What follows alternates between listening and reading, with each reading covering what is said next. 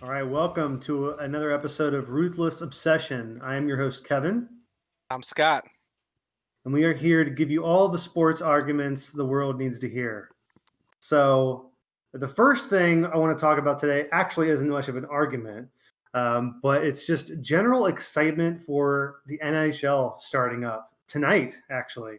Um, I think that can kind of speak for the whole room here. Where we have not grown up big hockey fans. We do not have many strong hockey allegiances yet.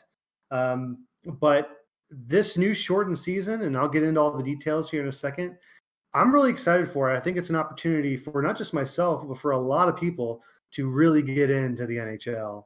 Um, because of all the stuff that went on with COVID in 2020, the NHL has adapted this upcoming season to be a little bit different. So, first of all, they're only doing interdivision games. They split up, they reorganized the NHL, all of the teams into four divisions: North, East, Central, and West. I won't go into all the actual team breakouts, but each team's going to have 56 games. We're usually, I believe it's 82, so it's quite a bit of a shorter season. Starts tonight and ends in early May. Um, and actually, what I think is another cool thing that they're doing is kind of like they do it in baseball, where they play in 3 to 4 game series. They're playing in, I believe, 2 game series each matchup. So the Flyers will go to Pittsburgh and play 2 games there before they move on. Again, a lot of that's probably due to COVID and wanting to keep teams contained while they do testing and keep contract tracing pretty easy. But one of the biggest issues I've always had with the NHL, NBA, and baseball is that there's so many games and it's kind of a lot, especially for casual fans. Diehard fans are going to be there. They're going to watch the games, radio, TV, buy MLB packages or whatever. But for the casual fans who want to catch a game, it can be tough. So I'm generally just really excited. I've had a team for a while, the Minnesota Wild. But I'm just interested, Scotty, how do you feel about the NHL? Again, we've never really been into it. What are you thinking? In some ways, I think this is going to be great. In some ways, I think this is going to be terrible and really a throwaway season. Okay, so Gosh, I'm sorry. I feel like a beacon of light. I'm a beacon of I'm excited. There's well, positivity, and then here comes Scotty in his cave, get just used like to it. ah, I want to talk about the good things first. Okay, the good thing is that I do think that playing two games with the same team back to back and having some very you know closed off division interdivision rivalries throughout the course of the entire season, not a whole lot of one-off random games that people don't really care about, will help with the fan base throughout the regular season. I think seeing you know the Penguins playing the Flyers, two nights in a row, or two games in a row, I think will help drive some of those rivalries and some of the things like that. So from that aspect, I think it's good. Also think that a shortened season is going to make all the games matter more. So if you lose, or if you go on a losing streak, like, you're in real tough shape. So I think that actually helps. Where I think that this is not going to end very well for the NHL, and why this will be kind of deemed a throwaway season, really, you can use the most recent MLB season as an example. When you don't have interdivisional games, you end up with a situation in the playoffs where you've got one division that might have a really, really good record, or like four teams or five teams that have a really good record, but they're not good against everyone else because they haven't played everyone else. Look, the biggest example last year in the MLB, the MLB Central. The MLB Central, National League Central, had four teams go to the playoffs. Okay, you had the Brewers, you had the Cubs, you had the who all? Let me just look here. Okay, so you had the Brewers, you had the Cardinals, you had the Cubs, and you had the Reds. All make the playoffs. They expanded the playoffs so 8 teams could go. Four of those 8 teams came from one division. The division that only played within that division. You know what happened?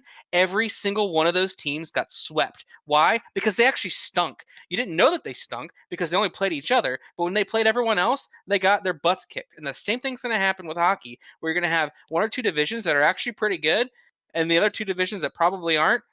particularly the divisions with teams that live in cities that don't have ice, like it doesn't snow, so it's not cold. Oh, come on. Well, no, I'm telling no. you, Okay, you lost me there, but Yeah, that was there are week. there are clearly some more competitive divisions than others. right. And And that's the problem. yeah, I appreciate that pointer, and that's my point: is that divisions that are really, really competitive are going to have teams that are actually pretty good that are going to miss the playoffs that otherwise wouldn't in the previous structure, and you're going to have four teams that are in a really bad division but look pretty good record-wise because they didn't play anyone else that are going to get demolished in the playoffs, and it's just bad for the sport. It's not good, and that will delegitimize the champion that comes out of this regular season format. I could not disagree with you What? more. What are you talking about? We just last episode we were talking about having redoing college football and having only the conference champions come out into a playoff. Okay, you're telling me that the second place, now you're complaining that the second place team in that conference wouldn't get in, or that's a totally bogus argument. It's not You're talking bogus about argument. okay, so let's say the East, the NHL East. It's got all of the classic the East teams. is one of the toughest. Pittsburgh, right. Tough. Pittsburgh, Boston, I can go on. Okay, so the fifth team in that division doesn't make the playoff. Well, so what? They were better than four other teams right in their division. I mean, that argument makes no sense at all. But it is they still could be, but It doesn't matter if they're better than the best in the other four or other three divisions. It doesn't matter. They were not good enough to compete within their own division and be one of the top four teams. It matters when you're arbitrarily drawing the division lines. Okay, it matters if I'm a fan of a team that might be on that 4 or 5 fifth place range within the division, but might be the second best in the division that I was in last year. I would make the playoffs and maybe have a better seed, maybe a better matchup. Number one, I could make the playoffs. Number two, maybe I could play against a better team and I can get farther in the playoffs than I previously would have because they arbitrarily drew these lines and they have this interdivision thing. I'm telling you, baseball did it. It did not work well. It did not work well at all. It's not And all it's that going to be the same thing with hockey. It's not all that arbitrary. I mean, it's geographically split up. The only teams that really got screwed were Minnesota and Colorado. Other than that, it's all geographical. I mean, you also have to keep, for the sake of COVID, they had to keep the Canada teams all in one division. That's the NHL North, because going in between countries, international, yeah. But I don't know. I just do not see where you're coming out with that. I mean, what do you want? Blue ribbons for everybody? I mean, the fifth place team, boo-hoo. You're fifth place in your own division. Get out of here. What makes you think playoffs? I guess his point kind of comes from, if you're looking at specifically the West, right? In the power rankings going into the season, you have 3 teams that are ranked 2, 3, and 4 going into the season. The next ranked team is 23rd in the league, right? So when you're looking at a conference like that compared to the East, where you have teams ranked 5, 7, 8, 10, and 11 are all the top 5 there. The East versus West right there will probably feel a little bad if Scotty. Pittsburgh, the record's going to be messed up. That's going to mess up all the seeding in the playoffs. Okay, Scotty. So what would you prefer? Oh, hey, take the whatever power rankings at the beginning of the season and draw the divisions based off of those power rankings that are arbitrary, by the way, because they haven't played any games yet. I mean, what are you suggesting here? Look, the season's starting today. Here's what I'm suggesting: vaccinate every damn player and play the regular season like you normally would. Don't have to worry about it anymore. Guess what? We have a vaccine now. It's all fine. Why you gotta do this crazy stuff? I'm not. I don't need to tell you why that. It's like 200 guys. Well, there's 1.5 million vaccines in America per day. You can't tell me that you can't vaccinate 500 hockey players, so we don't have to do this bullshit. The NHL, the MLB, NBA, NFL is not vital to the running of our country. It sure is. Sure. Look. They took sports away. They took sports away, and look what happened this summer. There was riots in the streets. Hey, the NBA finished their season. I will just. They did, and it was good. It was a good end to that. Oh yeah, did you I'm watch? just saying. Did you watch the I NBA did. I Finals? did. I'm a big Milwaukee Bucks fan, as we'll probably come to learn throughout these episodes. But I did, and I was very disheartened that the COVID killed the Milwaukee Bucks. Do you not realize that they had the best record? They were on fire. They had only lost like 12 games all season long. Boom, March, COVID happened. Suspended season. They don't come back till June. Giannis didn't have a basketball court in his damn house. So you That's on couldn't. him. He is wealthy enough No, to no, no, put on his no. own court. He didn't. And He, also, a he lot didn't of know they were Lions gonna have a games were pandemic. still open. So get out of here with that. Or whatever. All I'm saying is they came back. They lost in the first round because they weren't fresh. They were on fire. They were good to go. They cost Milwaukee a A championship. good team stays fresh. Whatever. Just vaccinate the damn players. That's all I'm trying to say. I'm excited for hockey. It sounds like you kind Not of really. are. Nah. Okay. All right. What do you want to talk about? I wanted to discuss all the different head coaching vacancies in the NFL because, as you know, the Bloody Monday occurred the day after the last regular season, and all the coaches got fired. So we have My some favorite openings day now. of the year. That's right. Yeah, it used to be a big day, because it would be a day of hope and optimism for the Cleveland Browns Gotta because they get were. Trubisky out of there. That's right. Hey, we can go through the whole laundry list of ex-Browns coaches that got fired on that fateful day after the last Sunday of the regular season. But I don't know. Maybe Drew, you got the rundown of the available head coaching spots, so we can talk about who's going to fill them. All right, so let me know if I'm missing anybody. I have the Falcons, the Lions, the Texans, the Jaguars, the Chargers, the Jets, and the Eagles. Right? Sounds like right. all of them. That's everything. Yeah. And there's some GM openings as well, but head coach is more sexy. So the rumor mill, and the one that I'm most excited for, is the Jets hiring former Bengals coach Marvin Lewis. I think that Marvin Lewis will do wonders for the Jets organization, and Oh he my will be God, you're not doing this to me, are you? Are you he will serious be right now? he will be the best head coach in the Jets. He will be the best coach that the Jets have seen since Bill Parcells. What's the matter with you?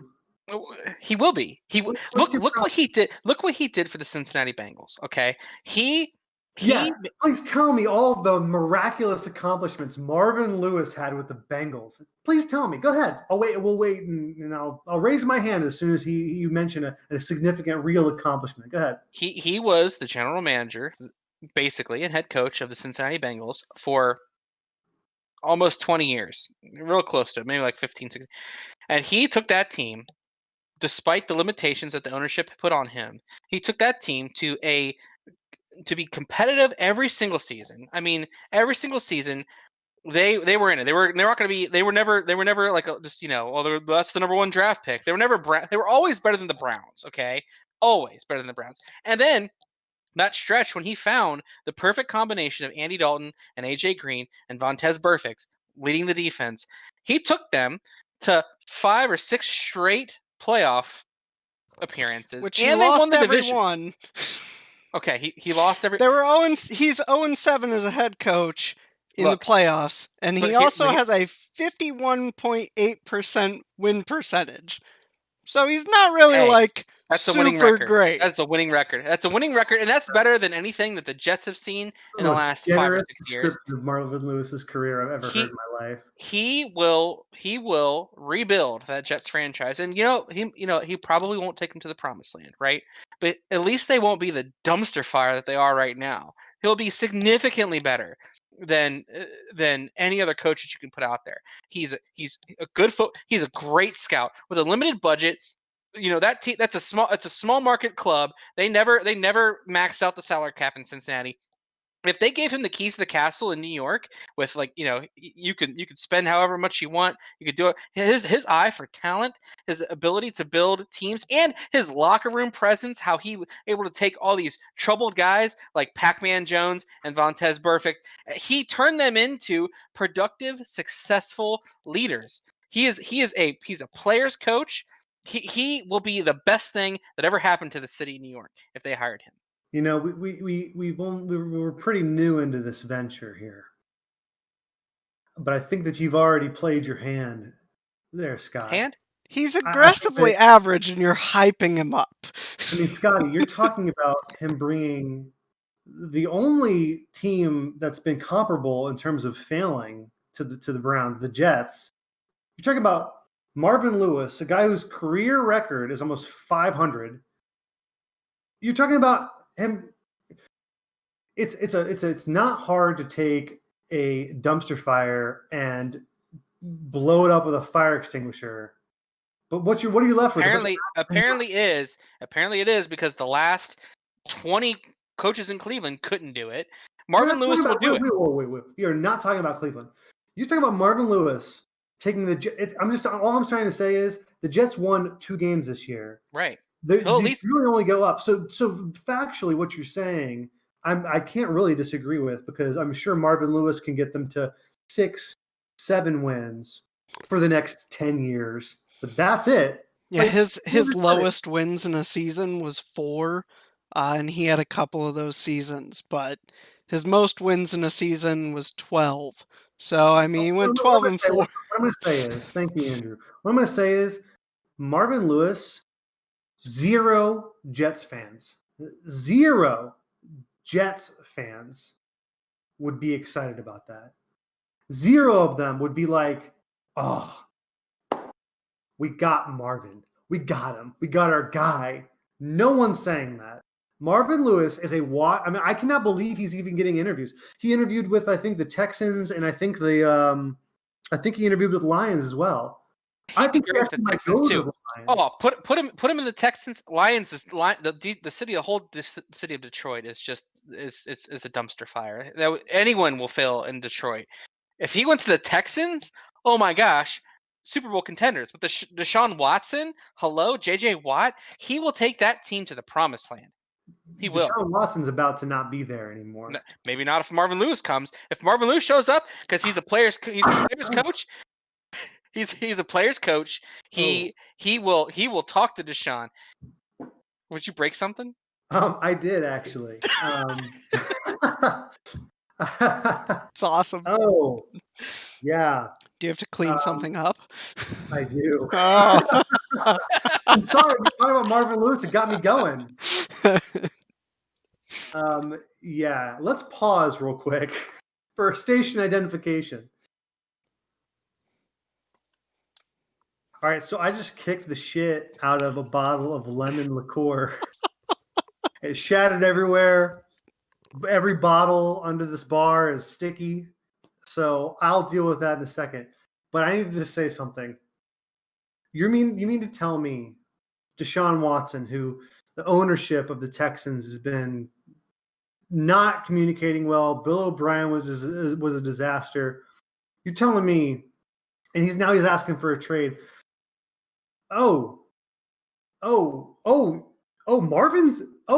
Lewis is coming. Oh my gosh. Forget it. Hey, Miami. Forget everything we talked about. Any other team that I was talking to, forget it. Marvin Lewis is bringing us back with no skill players and a terrible defense.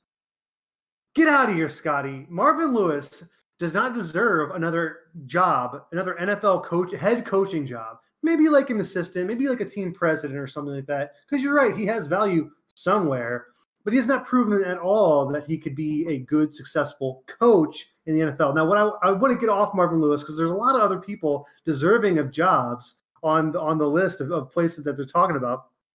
Eric Bieniemy, offensive coordinator for the Chiefs, is probably the top guy right now. And if he doesn't sign with the Eagles or maybe the Falcons, because they've got a pretty good offense, I mean, I'd be very, very surprised. I think that Urban Meyer to the Jaguars would probably be a disaster, but it makes sense for a couple of reasons. I don't know why he would want to go to pros. He's got a nice cushy job with Fox. If I were him, I'd just stay there and keep spewing my nonsense about whatever, Ohio State and all that stuff.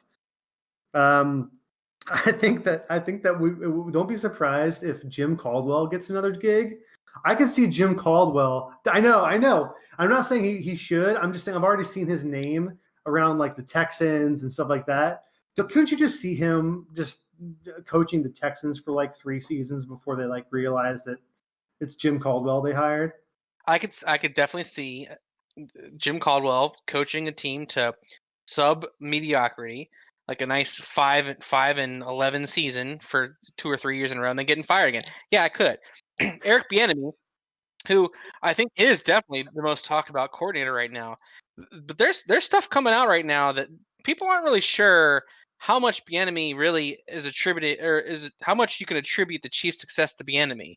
So I think that while maybe like guys like Deshaun Watson might actually like him, I don't know how successful he's actually going to be from a coordinator to a coach. So I'd be a little wary on that. Well, that's what they said about Doug Peterson. I mean, he was Andy Reid's offensive coordinator before he got the Eagles job. That's right. But Andy Reid calls the plays, So we won't, at that point, what does the coordinator really do? I don't know. I mean, well, they do a lot actually. I know they do. But you know who one hot coordinator right now who I don't think is going to be very good? Who's that? It's Robert Saleh, the 49ers defensive coordinator. You know him. I mean, you know him. He's that muscly, handsome dude that like is all fiery with his players.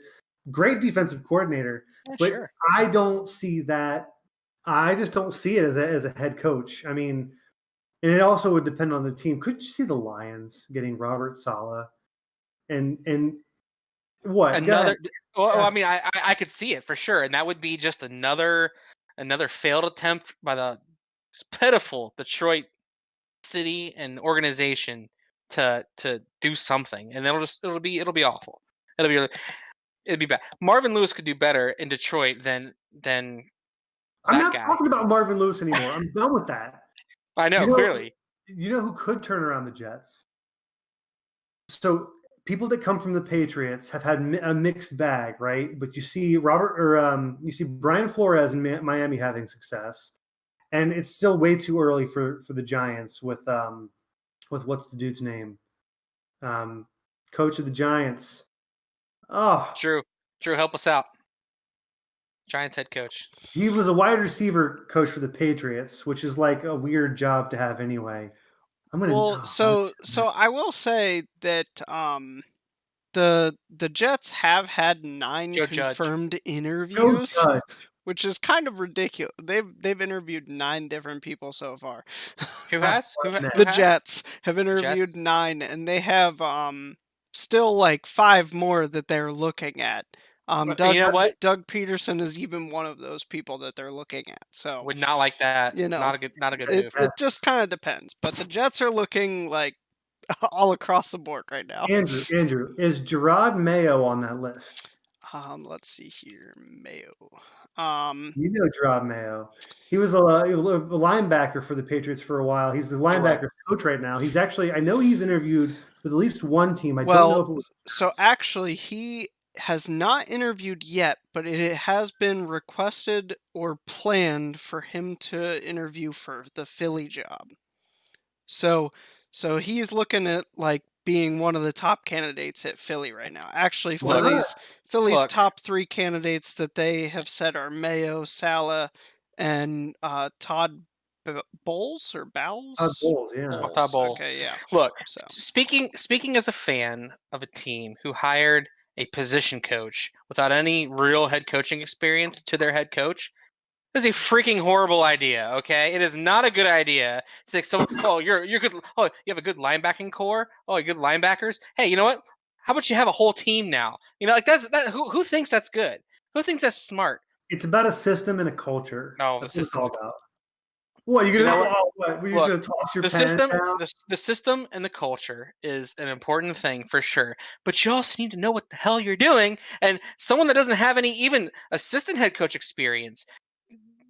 You can't even have that. How are you supposed to run a whole you're the guy. When the draft, when it's the clock strikes to 0 and that's your team on the draft board now, you're the one who makes the call. When crucial game situations, you gotta hype the troops up. What are you gonna do? What? Oh yeah, trust me, because I'm a linebacker coach formerly. Yeah, I know what's gonna happen now. There's no faith until you lose the locker room. I had no idea you hated Gerard Mayo so much. I hate the fact I hate someone being a position coach with no head coaching experience. So you got to know how to lead a team. You got to know how to be the head honcho. I will take someone that's been a high school head coach with maybe a little bit of NFL positional experience over someone that just grew up in the NFL system is like, yeah, I played linebacker. Now I'm going to coach linebackers. Now give me a whole team. No way. No, thank you. Done. You're crazy. We'll end the segment in this show with this. I saw that nothing's officially planned, but I heard a rumor that said, don't be surprised if Mike Zimmer, for his offensive coordinator position, hired his buddy from Cincinnati, Hugh Jackson. Those poor Vikings. Those poor Vikings. I care about the Vikings way more, too much to give them Hugh Jackson. God bless the Vikes. That's right. Yeah. Let's end it on that. Skull. All right. Talk to you next time.